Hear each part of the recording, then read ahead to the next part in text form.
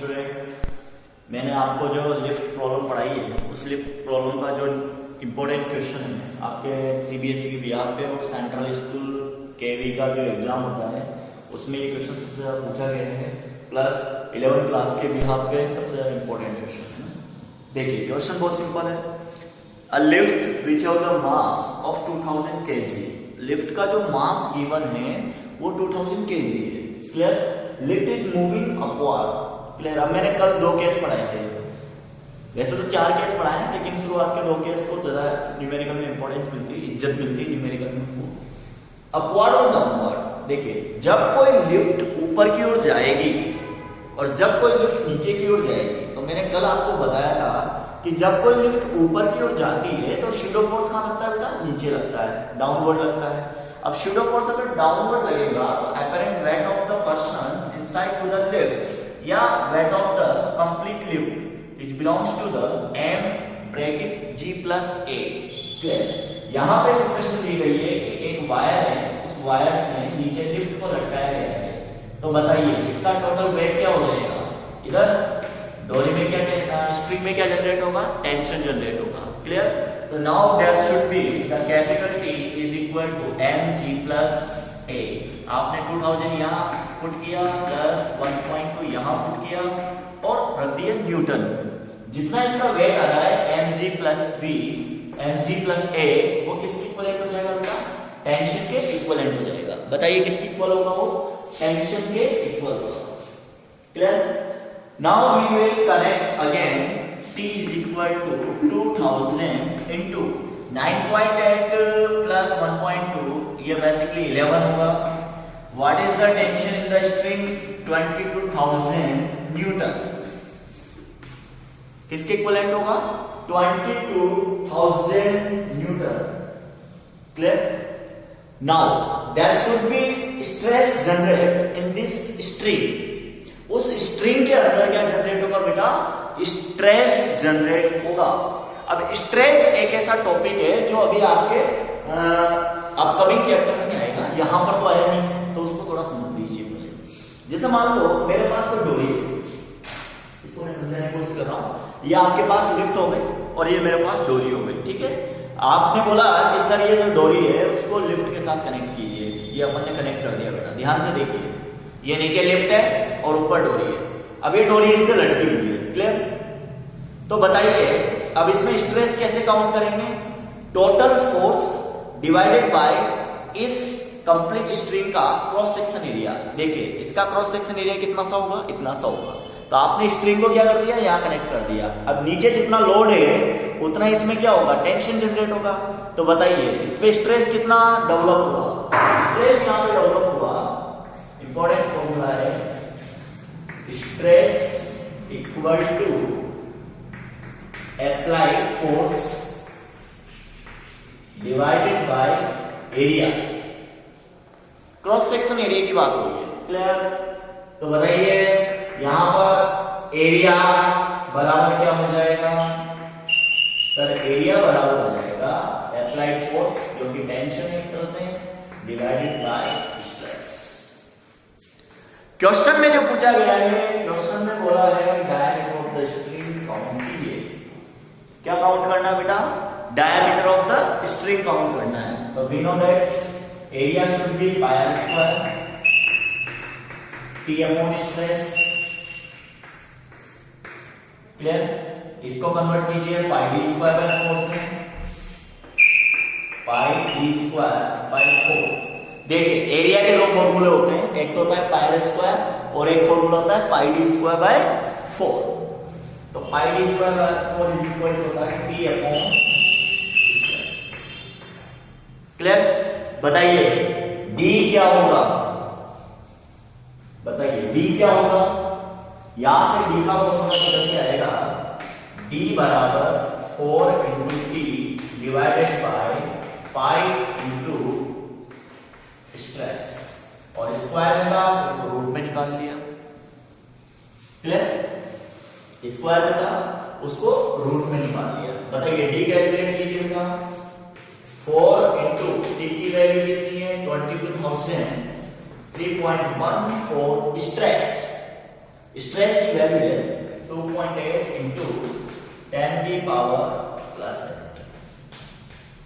यहां पे जो D नियर बाय आएगा वो आएगा 10 की पावर माइनस 4 मीटर। क्या आएगा? 10 की पावर माइनस 4 मीटर। बाहर निकाल के लाइए 10 की power minus 2 metre, that should be near by is 1 centimetre.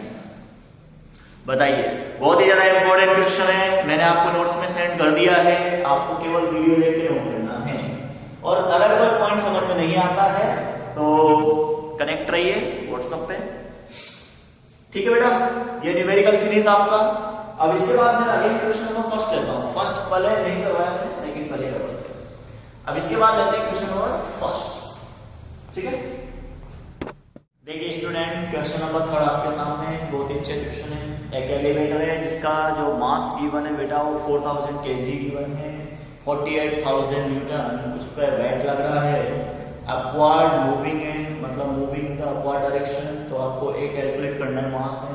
उसके बाद ये क्वेश्चन में ये पूछना चाहता है कि ये ऑब्जेक्ट या elevator how much distance will be covered with in the 3 second. Clear? कितनी डिस्टेंस ये कवर करेगा। क्लियर? तो इसको यहां पे कैलकुलेट करने जा रहे हैं।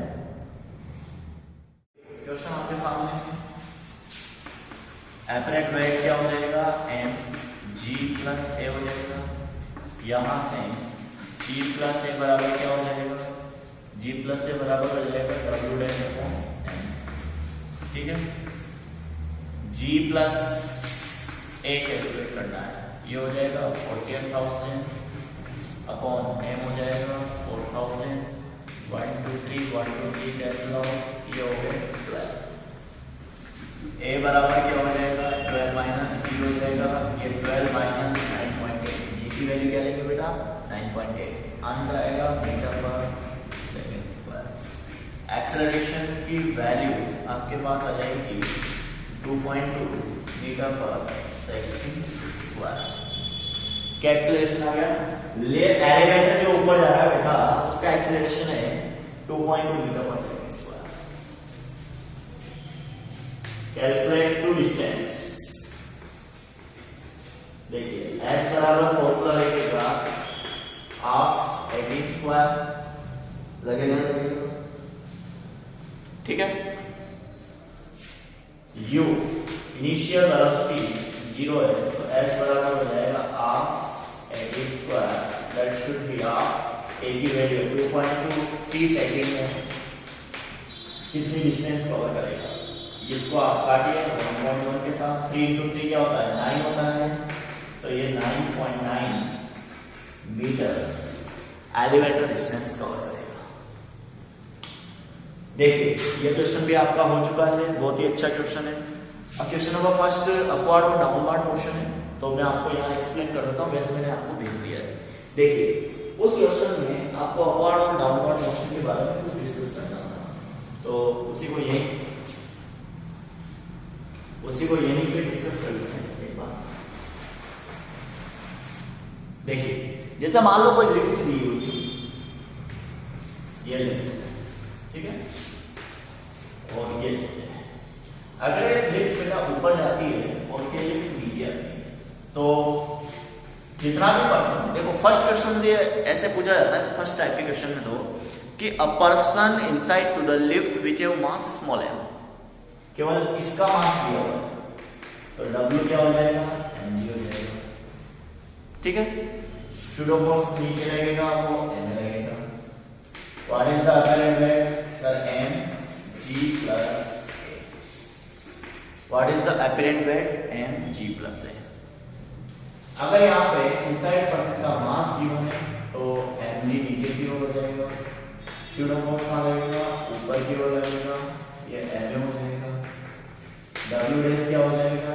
mg माइनस ma, तो W डैश हो जाएगा mg माइनस a। ठीक है, लेकिन कुछ एक्स्ट्रा टाइप के क्वेश्चन जिसमें कुछ सिमिलरिटी है बट थोड़ा सा डिफरेंस है। वो डिफरेंस क्या होगा कि आपको मास ऑफ लिफ्ट भी दे देगा साथ में। क्या दे देगा बेटा? Mass of lift. अगर ऐसा कोई क्वेश्चन आ जाए तो उसके साथ एड ऑन कर दीजिए। अगर मास ऑफ लिफ्ट भी दे रखा है, एक क्वेश्चन तो आ गया जिसमें केवल फर्स्ट टाइप क्वेश्चन जिसमें केवल आपको क्या मिलेगा, मास ऑफ द पर्सन। दूसरा क्वेश्चन आ गया मास ऑफ लिफ्ट अलग से दिया हुआ है, तो आप ऐड कर देना मास ऑफ पर्सन, ठीक है। और दोनों का जो कंबाइंड मास है उसको आप इस जगह यूज करेंगे। क्लियर? कहां यूज करेंगे? इस m की जगह यूज करेंगे, total mass of the system. लेकिन टाइप थर्ड में क्या होगा बेटा? टाइप थर्ड में एक और न्यूमेरिकल ऐसा बनेगा जिसमें इंक्लूडेड मास दिया जाएगा। इंक्लूडेड मास का मतलब होता है लिफ्ट प्लस पर्सन दोनों का मास एक साथ दे दिया जाएगा। तो आपको उस केस में उसी को डायरेक्टली यूज करना है। यहां पे small m plus m of lift given है, साथ में अगर पर्सन का दिया हुआ है तो पर्सन का यूज करना है, लिफ्ट और पर्सन का दिया हुआ है तो दोनों को ऐड करके यूज करना है। और डायरेक्टली क्वेश्चन में दे दिया कि person inside it and with lift have the total combined mass is capital M, then use capital M। अगर ऊपर की ओर जा रही है तो g प्लस ए कीजिए और नीचे की ओर आ रही है तो g माइनस ए कीजिए। क्लियर? और अगर फ्री फॉलिंग केस है तो वेटलेस केस है, फ्री फॉलिंग केस है तो वेटलेस केस है। This is a very very important case, ठीक है। और रोफियर सिस्टम का तो कुछ एक्स्ट्रा क्वेश्चन बन के निकल के आता है, अगर आ गया तो वैसे सॉल्व करना है, नहीं तो कोई दिक्कत नहीं। ओके बेटा, ये मेरा आज का लेक्चर था जिसमें 5th चैप्टर लगभग 40% आपका हो चुका है। अब आपको क्या करना है, कल अपन सब लोग एक जूम की क्लास अरेंज करेंगे जिसपे आप सभी बच्चों को लाइव आना है। उसमें मैं आपको आखिरी एग्जाम के बारे में कुछ डिस्कशन करूंगा, कुछ टिप्स दूंगा जिससे आप मैक्सिमम मार्क्स गेन कर सकेंगे। उसके लिए बस पढ़ाई करनी है और कुछ डाउट्स है वो मैं आपके सोल्व कर सकता हूं। तो कल का जो जूम लाइव सेशन का टाइमिंग होगा वो टाइमिंग मैं आपको व्हाट्सएप पे या ग्रुप में डाल दूंगा। ओके बेटा, तो यहां तक का जो 5th चैप्टर है ये आपका लगभग 40% हो चुका है। अब जैसे हाफ ईयरली कंटेंट फिनिश होगा, हाफ ईयरली कंटेंट फिनिश होने के बाद मैं आपका चैप्टर नंबर 6 और चैप्टर नंबर 5th भी साथ के साथ चलाएंगे। मतलब 5th फिनिश करते हुए 6 लेंगे। लेकिन जब आप हाफ ईयरली सेशन दोगे, क्लियर, तो उस टाइम पे मैं कंटिन्यू वीडियो भी डालता रहूंगा, लेकिन आपको वो जनवरी में जाके सोल्व करना है। दिसंबर में उनको सोल्व नहीं करना है, वो पूरे आपको जनवरी में करना है प्रोग्राम को। 1 by 1 लेक्चर 1 2 3 अपकमिंग लेक्चर जो भी रहेंगे इस सेशन के बाद उन सबको आपको 1 जनवरी को सोल्व करना है या 31 को सोल्व करना है। मतलब वहां से वापस नोट स्टार्ट करना। और अभी 5 या 6 दिन आपको एग्जाम्स की तैयारी करनी है। ओके बेटा, thank you, all the best.